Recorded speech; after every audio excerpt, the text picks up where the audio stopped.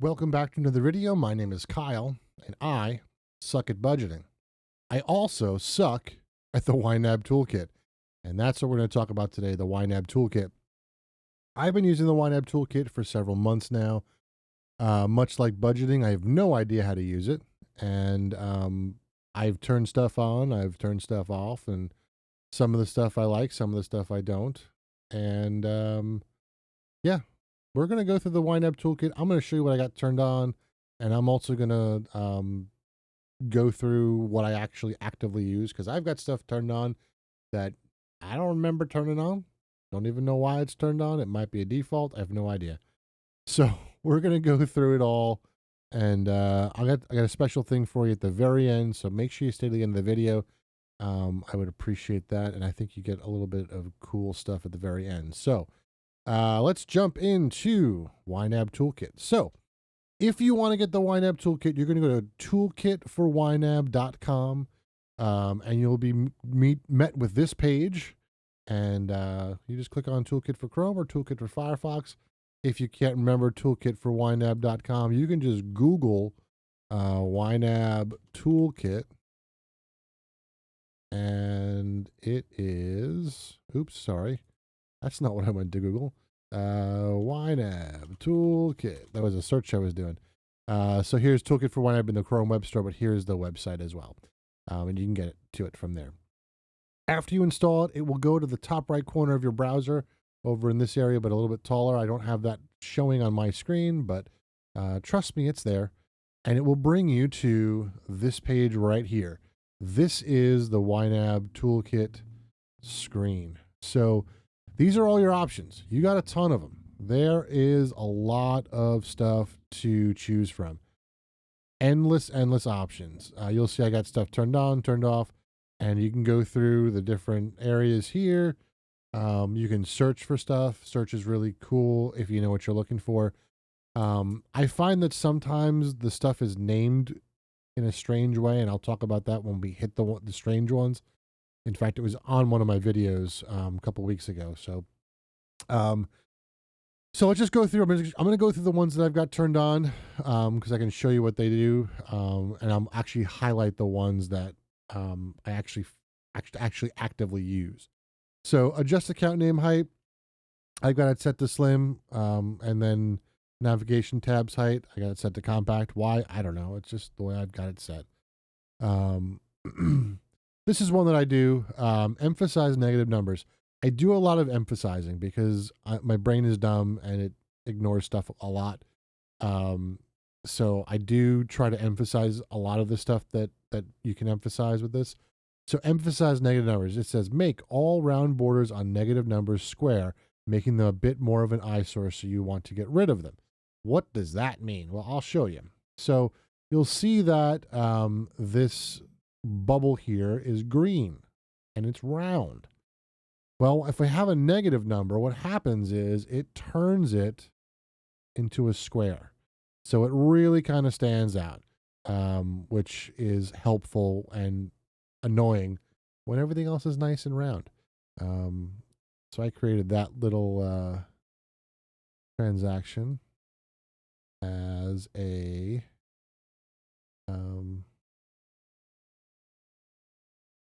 I'm sorry, I'm trying to delete the transaction as a demonstration. So yeah, I don't have an overspend category. You know me. I don't overspend categories. Maybe I do. All right. Let's go back to the toolkit. So emphasize uncleared accounts, add a small indicator next to account balances on the sidebar to indicate not all transactions are cleared. I probably should have kept that there. But in your budget area, there's going to be a little C, and it will list it with your accounts. I don't have anything that's not cleared at the moment, so just take my word for it. It's there. Hide the blue help button. I used to work in a job, and when I started there, I looked at the keyboards, and I noticed that there were keys missing on the keyboards, and it was the same keys on every keyboard. It was the numlock key, and it was the F1 key.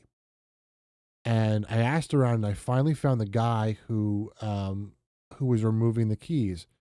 He says, I said, do you know why there are keys missing? He goes, yeah, I take them off. I said, why? They look awful. He goes, well, you should never turn the num lock off. Agreed. But you have to turn it on when you first, start up Windows. Like the first time you log in, you've got to turn the num lock key on. So you got to do the little pen thing and push the button. So, and then I said, well, what about the F1? He goes, that's the help button. And if you need help, you shouldn't be working here. I was like, oh, great. Okay. So anyway, this hides the help button. I kind of think it's an eyesore, so I get rid of it. All right. Modify currency colors. This gives you the ability to customize the green, the orange, and the red to whatever you want. Do I use it? No, I keep it the same colors, but I turned it on because why not? It's fun. Will I ever get to it? No, probably not.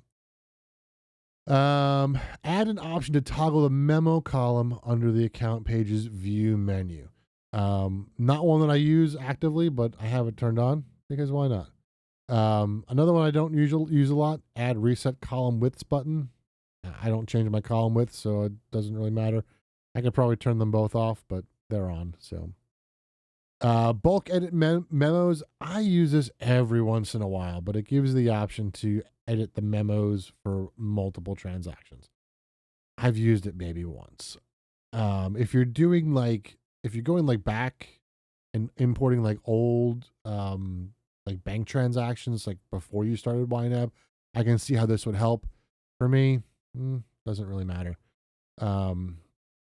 Emphasize inflows. Again, it's just emphasizing the colors a little bit better. Make values in the info column green. And this is under the accounts. So let me show you what that's all about. So inside of the accounts button, you see how my inflows are green and my outflows are red. Honestly, don't remember if that was the way it was. Obviously, it's not because it's an option in YNAB Toolkit, but it just makes it easier to see, visually more pleasing. So there's the emphasize outflows. All right, so next we've got emphasize reconciled transactions. I have it set for dark gray with a green background. So all that means is it's going to change the color of the reconciled transactions and distinguish them from the transactions that are just cleared. So if we go into YNAB, you'll see that my transactions that are here with a lock, they have this kind of darker background, and the ones that are not reconciled are sitting up here. So if I were to hit the reconcile button, these would turn this color. But before we get that, I want to skip down to another one that I use as well, which is where is it? Where is it? I just saw it. Oh, show reconcile confetti. So what that does is when you reconcile your accounts, you hit the reconcile button. Hey, look, it matches. Looks good. Confetti! Hooray! So now you can see that the reconciled transactions are now green. It just, again, it's a way to make sure that, visually it's easier to distinguish what's not done yet. So that's what I do. So we go back up, override memo enter behavior. Change the default action of pressing enter while in transaction memo field from saving the transaction to moving to the next field. Again, this is one that if you're doing bulk stuff, it's very handy to have it on. I don't do a lot of the bulk stuff, so I turned it on because I figured if I ever need it, it'll be there. Provides a tool to help find, so this is reconciliation assistance, provides a tool to help find unclear transactions which add up to the provider reconciliation amount during the normal reconciliation flow. So if you saw me just reconcile, if those two numbers didn't reconcile, it would give you a little tip that says, hey, you have an unclear transaction. Maybe this is what's causing it.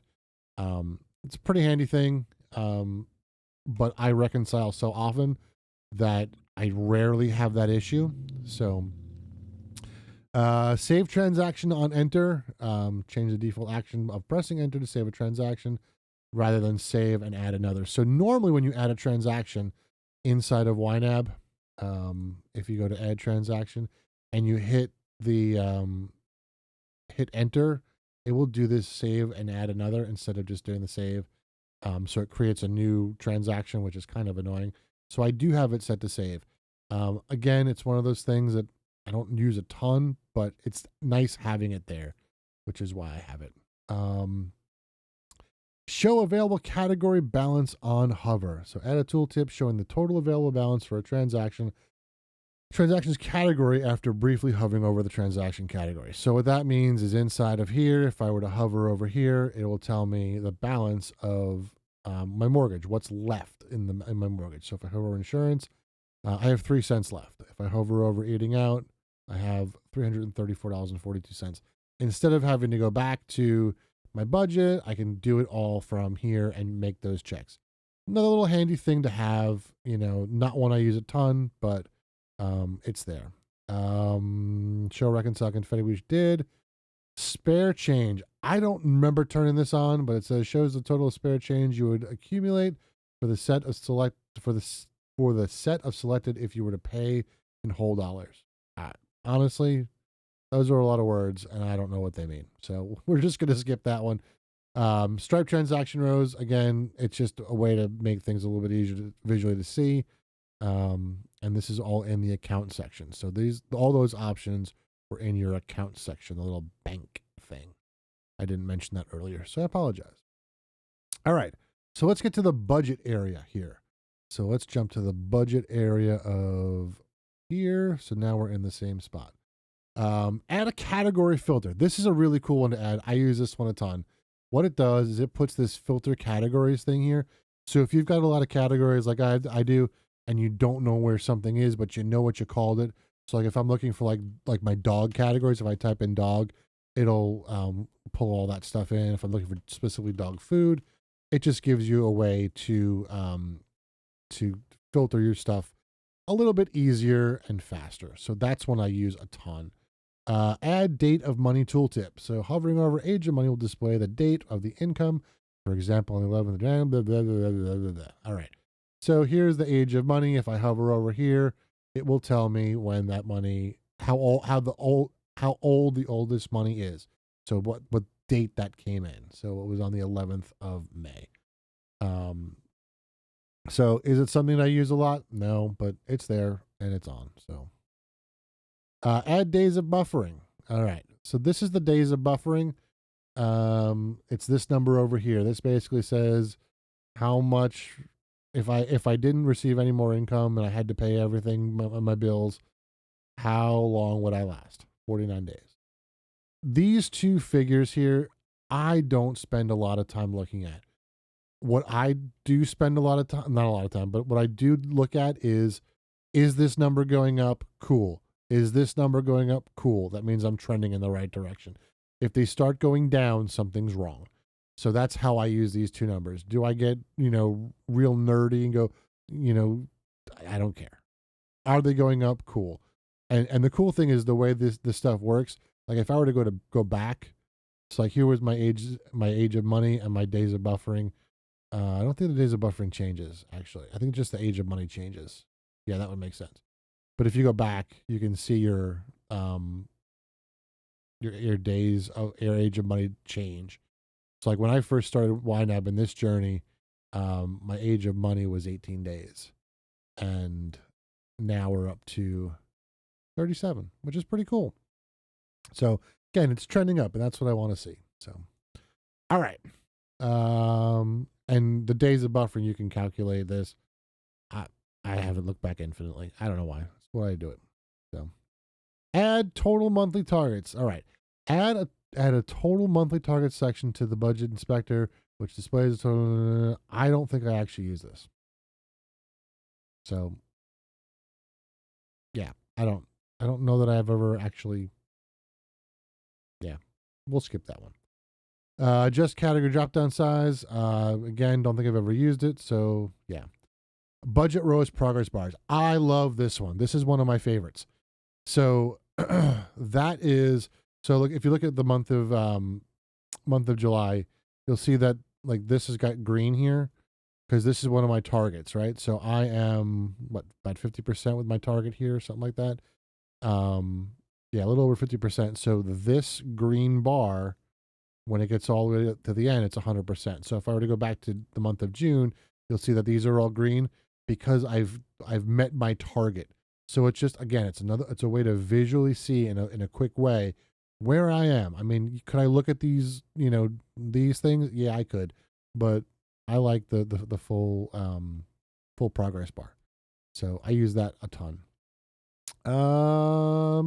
Emphasize current month. I am notorious for looking at YNAB and being like, oh, why is there nothing here? Stupid idiot, because you're in the wrong month. So this puts a box around the current month, which I find very helpful because dumb. So that's what that does. Highlight all negative category balances red. Obviously, it just, instead of using yellow, it uses red instead. That's simple. Live on last month's income. So what this does, it puts this thing over here. It's live on last month's income. Tells you your income in May. Tells you how much money you've assigned in June, and how much you've missed by. So when you're trying to do month ahead stuff, it gives you a kind of a nice snapshot. Do I use it? Nope, I don't. But since I'm trying to get to month ahead, this gives you a good snapshot. I've actually never checked to see if this number matches the number from my actual like spreadsheet that I track all that in. It looks pretty close. So I think, I mean, it should be right? I don't know. I don't budget well. I don't math well either, apparently. Show upcoming transaction total. All right. This is one that I mentioned earlier, I think, that the search, sometimes it names things in a weird way. So show upcoming transaction total. So let's go back to my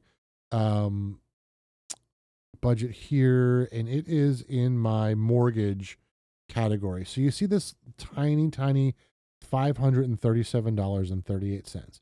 So what I do is I pay my mortgage bi-weekly. So every 2 weeks I submit a mortgage payment. And what I've done is I've scheduled a transaction. Okay. This transaction gets scheduled every 2 weeks. So it's on the 5th and on the 19th. And what this thing in the toolkit does is it tells me how much is left. So I've already had a payment of $537.38 get pulled. So you can see that here. I have $537.38, and that is this transaction that's going to hit tomorrow, actually. Today's the 18th. So after tomorrow, that number will turn to 0. This will no longer be here. What I did was I assumed that since it's a scheduled transaction, if I search for scheduled, I would find it. Well, they call it upcoming, so I had to search for upcoming, and that was hard to find, but I found it eventually. Stealing from future warning adds a red button next to ready to assign when you've gone negative at some point in your budget's future. I actually just found this one last night and I turned it on. I haven't played with it yet. So let's see, adds a red button next to ready to assign when you've gone negative at some point in your budget's future. Do I have a way to simulate that? I don't think I do. And I typically don't go through and budget in the future. I use the month ahead category and then fund everything.